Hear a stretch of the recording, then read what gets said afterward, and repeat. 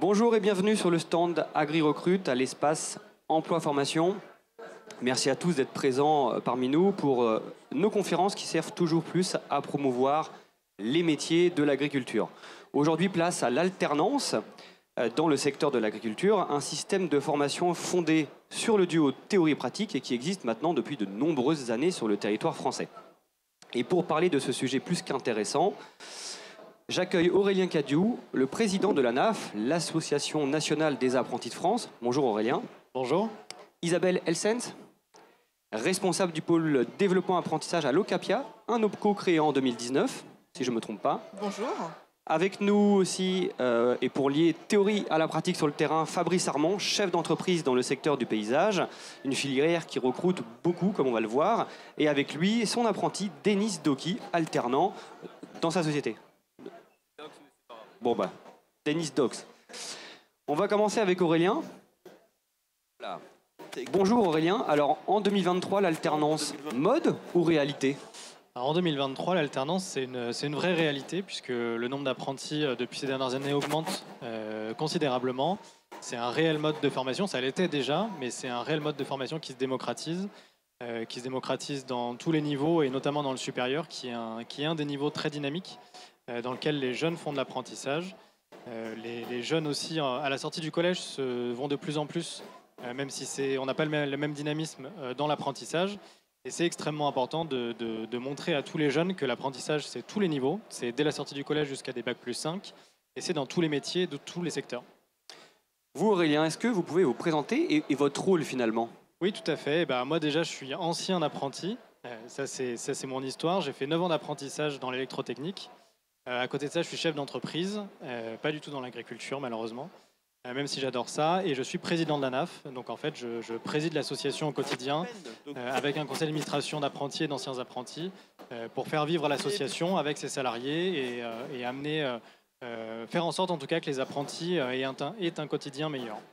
Alors le rôle de l'ANAF au quotidien auprès des jeunes, est-ce que vous pouvez nous en parler ? Oui, tout à fait. L'ANAF, c'est une association qui est administrée par des apprentis ou des anciens apprentis, et c'est une association qui est animée par une quarantaine de salariés partout en France, métropolitaine et outre-mer, qui vont accompagner les futurs apprentis vers l'apprentissage, donc les renseigner sur les formations disponibles, sur la recherche d'employeurs, sur les métiers qu'ils recrutent, sur comment faire un CV, etc. Et c'est les accompagner aussi tout au long de leur apprentissage, et donc répondre à toutes les questions qui peuvent être très diverses sur la sécurité sociale, sur les impôts, sur des problèmes en cas de rupture de contrat ou en cas de problématiques sur la formation ou sur les périodes en entreprise. L'ANAF est là pour accompagner ces jeunes, soit pour les accompagner directement, soit pour les mettre en lien avec des mentors, qui sont des professionnels bénévoles qui vont les accompagner et qui vont prendre du temps pour eux. Et on met au service de cet accompagnement un certain nombre de projets, plus ou moins dynamiques, plus ou moins numériques, qui permettent de toucher du coup tous les jeunes de tous les secteurs, de tous les niveaux, à travers des projets digitaux comme Filme ton job, où les apprentis vont se filmer, vont pouvoir participer à des concours, ou bien sur de l'accompagnement vraiment individuel. C'est une plateforme qui existe depuis quelle année ? Alors Filme ton job, c'est une plateforme qui existe depuis très longtemps. La plupart de nos projets numériques datent des débuts de l'association, donc ont quasiment 10 ans. Il y a Filme ton job, mais il y a aussi SOS Apprenti qui est extrêmement utilisé, qui est un chat en ligne accessible à tout le monde, les jeunes, les futurs apprentis, les parents, les chefs d'entreprise, qui ont des questions auxquelles on va répondre humainement. Là, c'est pas ChatGPT, c'est pas des chatbots derrière, c'est des vrais humains qui vont répondre à toutes ces questions. Merci. Moi, là, j'ai 33 ans, l'alternance, je l'ai connue, enfin, j'en ai jamais fait, mais je connais plein de personnes qui en ont fait. On a toujours des petites difficultés pour savoir et différencier contrat d'alternance et contrat d'apprentissage. Quelles sont les différences ? Alors, tout à fait, il y a ces deux contrats différents qui, en fait, se rapproche de plus en plus, même si l'ouverture récente avec la réforme de l'apprentissage fait que c'est le contrat d'apprentissage qui maintenant est le plus usité par les jeunes. C'est vraiment le contrat d'apprentissage est fait pour faire de la formation initiale, donc vraiment pour les jeunes qui se forment, qui sont dans leur parcours de formation initiale, alors que le contrat de professionnalisation est un contrat de formation continue qui s'adresse à tout le monde, tous les adultes et les jeunes également.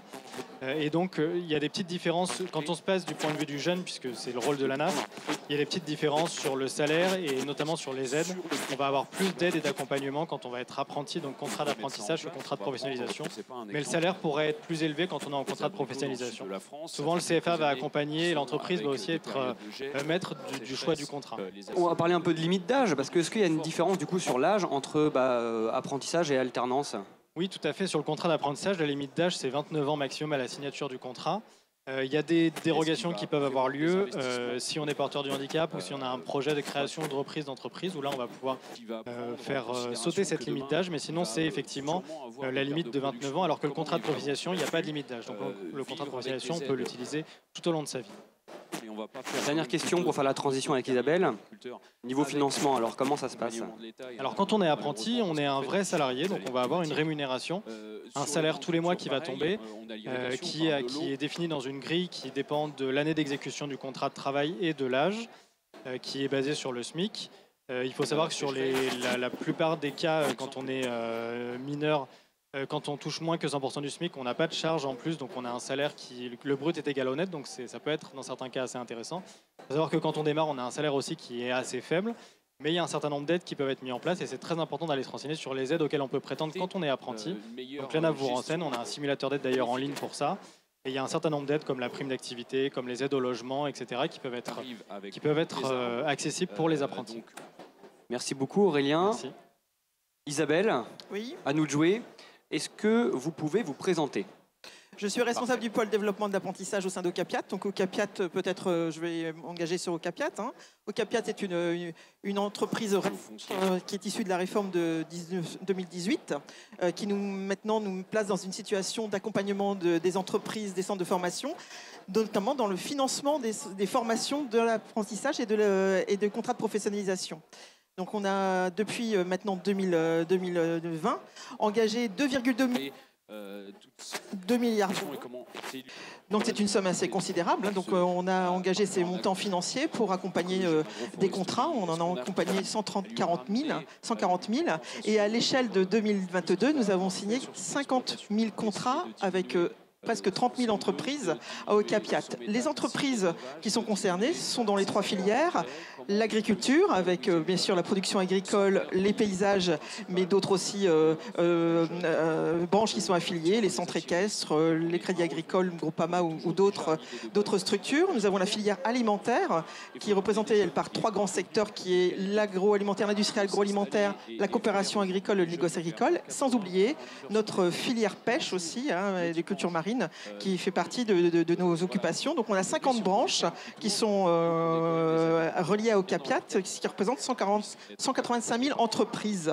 Donc on a des petites entreprises majoritairement, 98% sont moins de 50 personnes. Et donc naturellement, les entreprises qui signent des contrats d'apprentissage avec Ocapiat sont aussi des petites entreprises. Et vous savez que les entreprises de petite taille, elles n'ont pas forcément des structures avec DRH, responsables de formation. Donc on doit faciliter au quotidien la signature des contrats et aussi le recrutement des apprentis pour les petites entreprises. Donc on est dans ce travail au quotidien, au niveau de notre OPCO et au niveau de mon activité. On entend souvent parler d'OPCO. Qu'est-ce que c'est? Opérateur de compétences, donc issu de la réforme, effectivement, il y a 11 OPCO et nous sommes celui qui est dédié au métier de l'agriculture, de la pêche et de l'industrie agroalimentaire. Voilà. Je ne rentre pas dans les détails techniques, l'intérêt c'est de parler de l'apprentissage. Et du coup, vos actions et vos objectifs pour cette nouvelle année 2023? Déjà, c'est d'accompagner en fait nos partenaires, tous nos partenaires, donc les branches, les entreprises et aussi les centres de formation. Pour les centres de formation, nous allons signer des partenariats avec des réseaux de CFA pour justement développer et continuer à développer l'alternance avec eux, puisque ce sont des partenaires que l'on a au quotidien. Nous avons aussi une convention de coopération signée avec des ministères, d'ailleurs on va avoir la signature tout à l'heure, de renouvellement de la convention, qui nous permet de dédier des promotions, de faire de la promotion des métiers, promotion d'alternance, donc qui donne des moyens financiers aussi, pour qu'on soit dans des salons, pour qu'on ait de la communication, notamment de la communication digitale. Les jeunes sont sensibles à la communication digitale, et aussi d'autres activités dans les territoires, parce qu'on n'est pas que dans la version centralisée de l'OPCO. Nous avons un maillage territorial important dans chaque région administrative qui nous permet d'avoir des actions sur le terrain avec des directions régionales, tout pour animer justement le développement de l'apprentissage. Merci beaucoup. Est-ce que vous avez quelque chose à ajouter Je voudrais, avant de lancer effectivement Denis et Fabrice, vous dresser le portrait robot de l'apprenti chez Ocapiat. Donc c'est majoritairement un homme. On a 65% des candidats qui sont masculins. Et si je regarde du côté des paysages, on est plutôt du 90% des effectifs masculins. Au niveau de son âge, il sera, on va dire, à 47% moins de 18 ans. Donc il sera plutôt pour des sessions de formation, on va dire CAP et BP. Au niveau des formations suivies, on a un équilibre. On a 25% qui sont dans les CAP, 25% dans les bacs pro et les BP, 25% BTS et 25% dans le supérieur. Donc on a entendu parler effectivement du grand boom de l'apprentissage avec un grand développement dans les niveaux supérieurs. Nous, au Capiat, c'était un peu mesuré. On a effectivement une légère augmentation des bacs plus 5. Mais on a toujours, parce qu'historiquement l'apprentissage, ça fait partie de l'ADN, la culture du monde agricole et du monde des paysages. Donc on a des apprentis CAP, on a 2 CAP qui représentent 10% de nos effectifs. Un dans les métiers agricoles et d'autres dans le métier jardinier paysagiste. Donc ça représente une grande part de nos activités. Voilà. Et 2,2% des jeunes qui sont en situation de handicap. Et cette année, au Capiat, la cause nationale, c'est justement le handicap. Et on fait tout pour développer et augmenter ce pourcentage. Voilà. Merci beaucoup.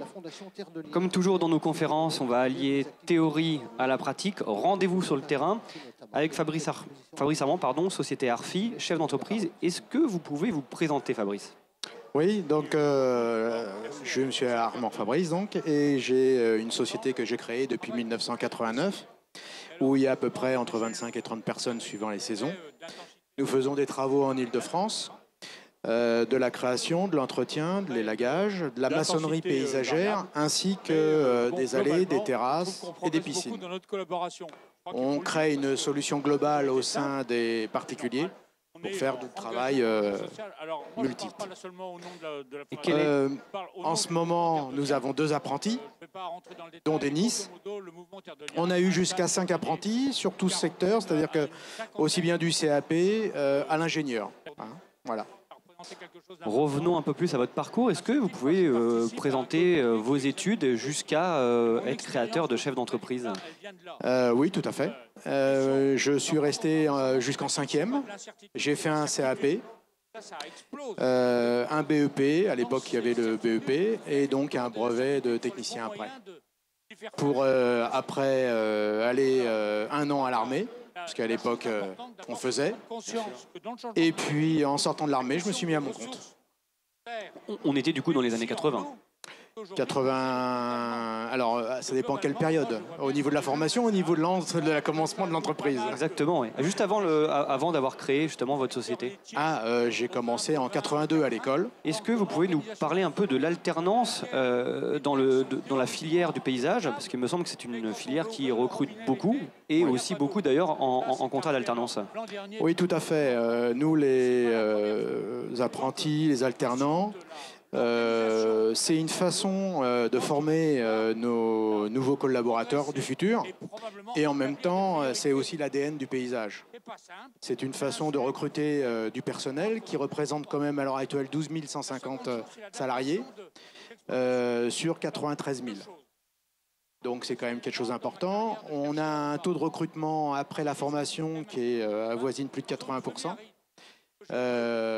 Donc voilà, et on en perd de temps en temps. Pourquoi ? Parce que les jeunes veulent changer d'entreprise, veulent évoluer, voir autre chose ou faire d'autres formations suite à l'apprentissage au sein des entreprises. Fabrice, vous nous parlez d'ADN, mais pourquoi la filière mise autant sur l'alternance ? Comme je vous ai dit, c'est vraiment pour créer, on va dire, des nouveaux collaborateurs. Ça, c'est vraiment quelque chose d'important. On a besoin d'attirer du monde et de plus en plus. Les espaces verts représentent quelque chose au quotidien de plus en plus important. Donc, il faut absolument qu'on recrute pour pouvoir établir tous les travaux qu'on peut être amené à faire. On nous parle de plein de choses à l'heure actuelle dans la ville. Il faut créer des jardins dans la ville, donc c'est du travail qui est extrêmement important et les besoins sont de plus en plus importants. On entend souvent aussi des problématiques, des inconvénients à l'alternance, notamment sur la partie administrative. C'est peut-être pas une question qu'on a préparée, mais elle me vient directement. Comment ça se passe d'un point de vue voilà, administratif pour recruter un alternant? C'est pas si méchant que ça finalement. Non, c'est pas si méchant. Bon, le plus méchant, entre guillemets, si on peut parler de méchant, c'est de trouver l'apprenti. Hein, à l'heure actuelle, c'est vrai que quand j'ai débuté, l'apprenti faisait la démarche de venir directement à l'entreprise. Maintenant, on est un petit peu comme le recrutement. C'est nous qui faisons des démarches dans les écoles, dans les différents endroits, pour faire des explications, des thèmes dans les écoles pour faire voir qu'on existe et essayer d'attirer des jeunes. Et c'est ce qui s'est passé avec Denis, alors du coup. Merci Fabrice en tout cas. Je peux te tutoyer? Alors est-ce que tu peux te présenter en quelques minutes? Alors moi c'est Denis Dox, je suis apprenti depuis 4 ans dans l'entreprise Arfi Paysage. J'ai tout d'abord commencé par la 4e prépa professionnelle, ensuite la 3e. Dans le métier agricole, et j'ai fait un peu de tout, j'ai touché à la pépinière, à la fleuristerie même. Et j'ai fait des stages dans différentes entreprises et différentes boutiques même. J'ai ensuite fait un CAP en travaux et aménagement paysager, donc ce qui m'a permis d'apprendre les bases du métier et puis de savoir réellement si c'est ce que j'avais envie de réaliser. J'avais pour projet aussi de faire un CS tout de suite après le CAP, mais ils ont changé de réforme. Donc du coup, je me suis orienté vers un BP pour pouvoir avoir le niveau escompté pour le fameux CS d'abatteur et d'élagueur. Et puis dans la continuité des choses, et puis avec un petit peu de fainéantise aussi, j'avoue que j'ai décidé de faire un BTS directement pour continuer et puis apprendre de nouvelles choses et de nouvelles compétences, quoi. Et qu'est-ce qui te plaît dans l'agriculture et au sens large? Il y a énormément de choses. Déjà être à l'air libre, parce qu'il faut savoir que moi j'ai horreur d'être derrière un bureau. Il faut que je sois en contact avec la nature, travailler la terre, planter, et puis aménager aussi, hein, de la terrasse à la piscine, à toutes sortes de choses, hein. Et puis voilà. Et finalement, comment tu es venu à l'alternance et dans la société de Fabrice? Raconte-nous un peu le parcours. Comme je vous ai dit, j'ai fait un CAP où il fallait que je cherche des entreprises pour faire des stages, non rémunérés bien sûr. Et l'alternance m'est venue par moi-même, déjà pour la fiche de paye, hein. Et puis pour apprendre beaucoup plus facilement le métier et simplifier les choses tout simplement. Bon, et qu'est-ce que tu apprends au quotidien alors? J'apprends énormément de choses, surtout les tâches, les prises d'initiative, les différents aménagements, que ce soit de la plantation à la création de jardins tout entiers. Et qu'est-ce qui te plaît le plus comme mission finalement? Le terrassement, l'aménagement? J'aime bien prendre des initiatives, j'aime bien aussi travailler la terre, hein, comme je vous ai dit. Et puis la création, hein, tout simplement, c'est vraiment la base du métier, quoi. Et comment tu te vois évoluer dans l'entreprise ou dans le monde de l'entreprise du paysage? Alors, moi j'ai pour projet d'ensuite faire un CS abatteur et lagueur, du coup, après le BTS, parce que c'est ce que j'ai eu envie de faire depuis très jeune. Monter aux arbres, tout ça, être un peu comme les singes.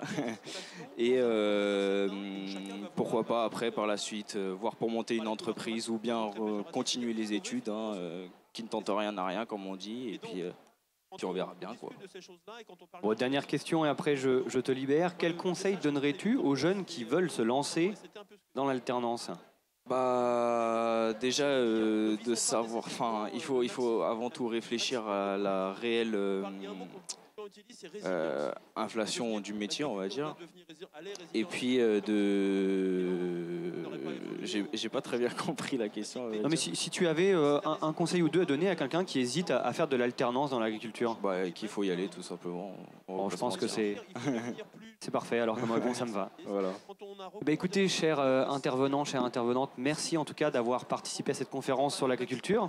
Hein, vous l'avez vu hier, pour celles et ceux qui étaient présents, on a parlé reconversion. Aujourd'hui alternance.